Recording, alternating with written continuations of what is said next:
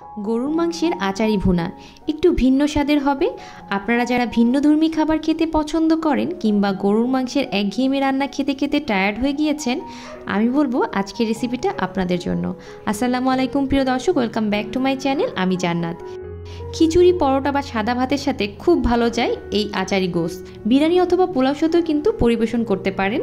আশা করছি আজকের রেসিপিটাও সবার কাছে ভালো লাগবে। ভালো লাগলে অবশ্যই একটা লাইক আশা করছি এবং বরাবরের মতন ছোট্ট রিকোয়েস্ট করব, প্লিজ সাবস্ক্রাইব মাই চ্যানেল।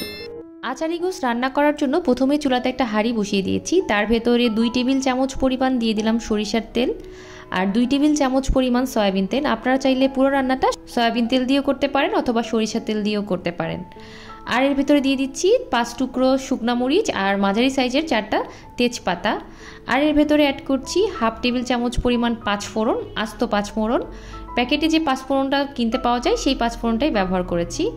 তারপর এটাকে হালকা করে 2 মিনিটের জন্য ভেজে নেব মিডিয়াম টু লো আছে। ভাজা হয়ে গেলে খুব সুন্দর একটা ঘ্রাণ বের হবে 5 ফোড়নের। তখন এর ভেতরে 1/3 কাপ পরিমাণ আমি পেঁয়াজ কুচি দিয়ে দিলাম। পেঁয়াজটাকে আমি হালকা করে একটু ভেজে নেব আর এর ভেতরে এর জন্য অ্যাড করছি স্বাদ মতো লবণ। এতে করে পেঁয়াজটা খুব তাড়াতাড়ি ভাজা হয়ে যাবে।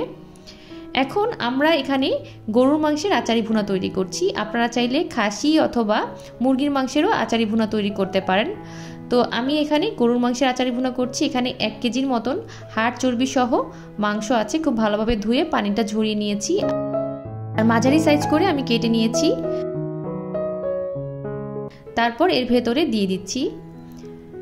এখন এই মাংসগুলোকে নেড়ে চেড়ে অনবরত এই মশলার সাথে ভেজে নেব। 5 ফোড়নের খুব সুন্দর একটা ঘ্রাণ কিন্তু অলরেডি বের হয়েছে।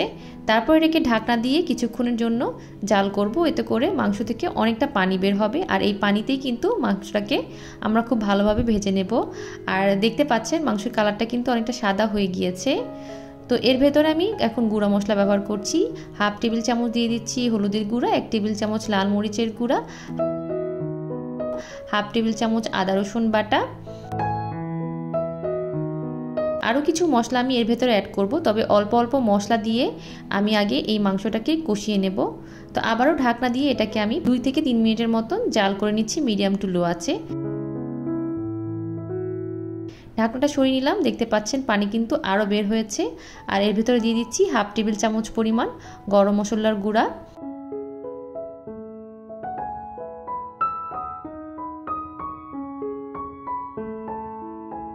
একটা বড় সাইজের লাল পাকা টমেটো দিয়ে দেব।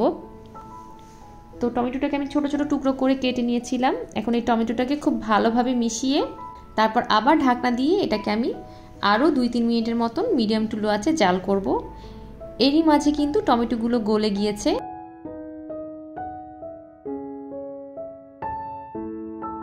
মাংসটা কিন্তু খুব সুন্দরভাবে কষানো হয়েছে। আমার মতন কে কে আছেন এরকম কষানো মাংস খেতে খুব পছন্দ করেন, কমেন্ট করে কিন্তু অবশ্যই জানাবেন। তো আজকে আর আমি এখান থেকে খাচ্ছি না, কারণ আজকে যেহেতু আপনাদেরকে দেখাচ্ছি তাই আমি পুরো রান্নাটা শেষ করেই খাবো। তো আমি এর ভেতরে গরম পানি দিয়ে দিচ্ছি প্রায় 2 কাপের মতন মাংসটা সিদ্ধ হওয়ার জন্য। তো মাংসটা যত কষাবেন ততই কিন্তু মজা লাগবে আর 5 ফোড়নের মশলাটা ততই কিন্তু মাংসের ভিতরে ঢুকবে। তো গরম পানি দেওয়ার চেষ্টা করবেন। তো আমি গরম পানি দিয়ে এটাকে আরও 5 থেকে 6 মিনিটের মতন মিডিয়াম টু হাই আঁচে রান্না করব। পর এর ভিতরে দিয়ে দিচ্ছি আমি আচার। আপনারা যে কোনো ধরনের আচার ব্যবহার করতে পারেন। আমি এখানে রসুনের আচারটা ব্যবহার করেছি প্রায় 2 টেবিল চামচের মতন। আর দিয়ে দিচ্ছি 5 ফোড়ন। এই 5 ফোড়নটাকে আমি ভাঙা করে নিয়েছিলাম। এখানে আমি 1 টেবিল চামচ পরিমাণ আধ ভাঙা 5 ফোড়ন ব্যবহার করছি। এর ভেতরে দিয়ে দিচ্ছি সরিষার তেল।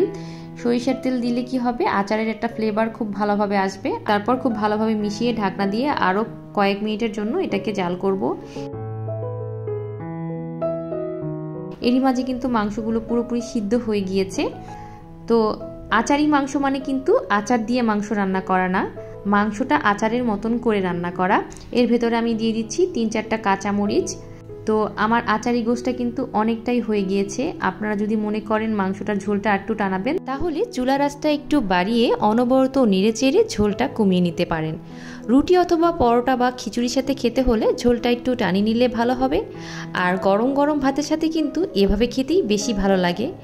আশা করছি আজকের এই গরুর মাংসের আচারি ভুনা রেসিপিটা আপনাদের সবার ভালো লেগেছে।